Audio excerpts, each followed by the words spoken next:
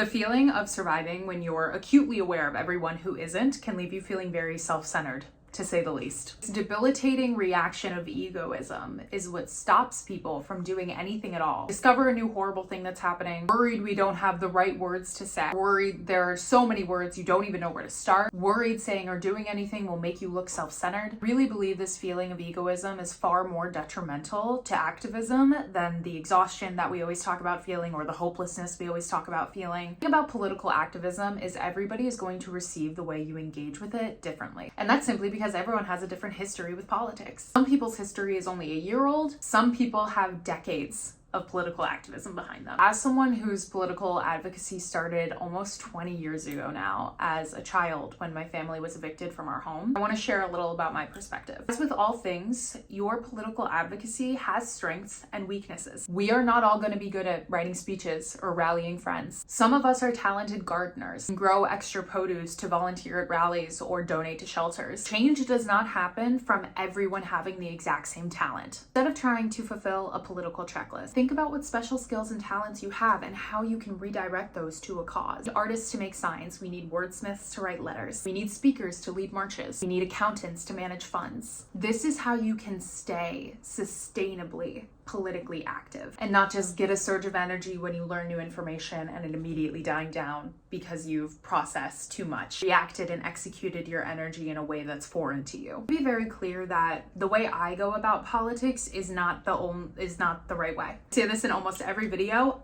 I don't know anything. I don't know anything. Listen, this is just my perspective. And like I said, some people will see this as extremely self-centered. People are going to see my perspective and see it as trivial. It is what it is. This is where I have landed after years of petitioning through elementary school, organizing walkouts in high school, going to courthouses and being tear gassed as a young adult. Through all of that, this is where I've landed. Recently in an interview with Elle magazine, I was described as a holistic stylist, which definitely left a bad taste in my mouth at first because I had associated holistic with scammy. I had thought the word holistic meant not based in fact and up for interpretation. So I looked into the definition of the word and it literally just means instead of focusing on a specific problem and trying to treat it or change it, we look at the whole picture and notice how that problem exists from all of the causes and effects happening here and treating that instead. It immediately annoyed me because I did fall for the propaganda that holistic meant untrustworthy when it literally just means educated. But ultimately, I was so glad she reintroduced me to this word because I am a holistic stylist. The way I style decenters beauty standard and trend cycles, directly redirects the money clients give me to shop for them. Instead be spent at places like Zara where they knew to shop before, a brand who refuses to expand sizing while paying 50 of the most expensive models in the world for a campaign that further perpetuates a beauty standard people spend thousands of dollars on. That money now goes to a small size inclusive business that often donates portions of their profit to local campaigns. This is how I stay politically active. So in an effort to not only do my job, also show you maybe a new way that activism can look, here is how you can get dressed when the world is on fire. Step one, let's start at inspiration. Abstract style inspiration. This is the first thing I work on with 90% of my styling clients. Abstract style inspiration is anything that has nothing to do with clothing that still evokes some type of creative emotion or fulfillment. This could be scenes of nature, religion, culture, books, TV shows you watched growing up. Some abstract style inspiration I often reference for me is the book series, A Series of Unfortunate Events. So what is the point of abstract style inspiration? When you collect outfit inspiration from photos that have no bodies in them, you most likely do not have a single opinion on your fashion style when there are no bodies involved. One of the first style exercises I do is an exercise I call fashion therapy. And basically I show people photos of outfits and I ask them for their opinions on it. But the catch is they cannot put these outfits on their body. They have to imagine the outfits lying flat on the floor. Would they appreciate the fabric and design of the outfit, or would they not appreciate it? 90% of the time, no one knows what their opinions are when there's not a body to judge the clothes on. When we decenter bodies from where we get our inspiration. We're not only reevaluating the impact of beauty standard on our opinions, but we are centimeter by centimeter re-envisioning the way that we can get dressed, starting at inspiration from instead a place of consumerism and body type to a place of inspiration and creative fulfillment. There's a lot of money to be made by billionaires when you dress for beauty standard and body type. There's not a lot of money to be made when you dress for artistic fulfillment. Corporation cannot sell artistic fulfillment. So start to collect some abstract style inspiration, put together a Pinterest board, put together a physical board, make a collage, feel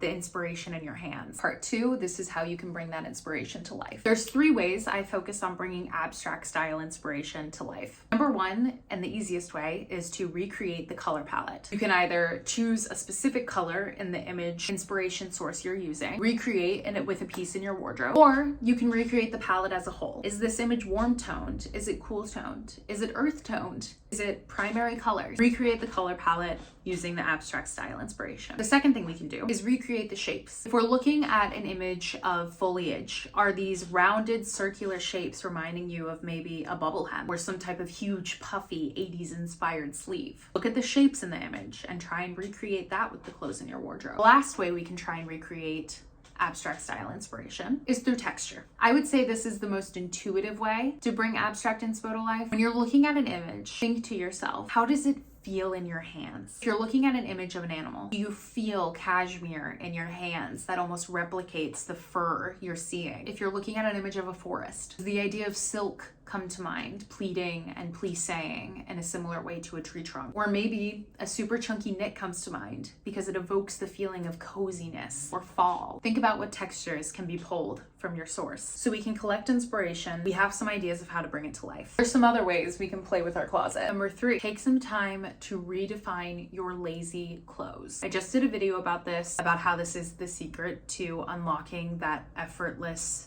enigmatic energy. So if you want to look at the specific technical fashion, you can go there. But the reason I bring it up here is because when you've been doom scrolling all night, your mind is full of violent images, you're exhausted, and you still have to pull a shift in the morning. The last thing you're probably thinking about is putting together a cute outfit. But if we can reorganize our wardrobe to have sections of it dedicated to low maintenance pieces of clothing that have elastic waistbands, breathable fabrics, cover our body without us having to think about what to pair with it. And we can put these in a dedicated section of the wardrobe so that on those days we can come, grab something that maybe looks a little more intentional, throw it on our body with the same ease as sweatpants, and walk out the door. You will feel better and you will have a 1% better day. If you were to come off that doom scrolling binge, walk up to your closet and be faced with an avalanche of clothing you have to figure out how to wear. Making life easier and still fulfilling is the key to restabilizing and constantly rejuvenating your energy. Now the last thing, number 4, reimagine the dead pieces in your wardrobe. I have a whole list of summer crafts that I plan to do. Something I often talk about when getting dressed in summertime to feel intentional but also not add layers or heat is to make your wardrobe basics interesting through either texture or structure. So instead of just a plain white tank top that has visible texture built in, or a visible abstract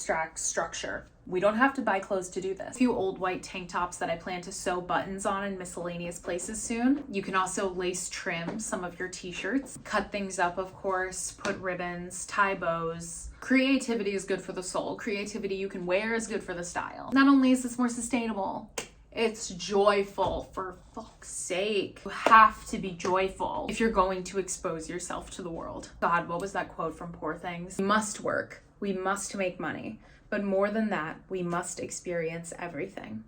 Not just the good, but degradation, horror, sadness. This makes us whole, makes us people of substance, not flighty, untouched children. Then we can know the world, and when we know the world is ours. Now, this quote's not a direct response to the conversation on political activism we were having earlier, but it contributes. If you made it to the end, thank you for hearing me out. There's often a pressure to post on the other quicker social media apps in times of stress like this, but a 60-second video is just not enough to say everything, and it's not enough to provide the nuance necessary to have actually important conversations that aren't just a regurgitation of a checklist of things we should say in a moment. So again, thank you so much for watching to the end. If you did, this is a video that was going back and forth on. I go back and forth about sharing anything, honestly, that I think. So you being here does mean a lot. Hopefully this gave you a little bit of energy and possibly reframe if you've been feeling exhausted and hopeless with the state of the world. And hopefully this gave you some ideas to get dressed. Thank you so much again, and I'll see you soon.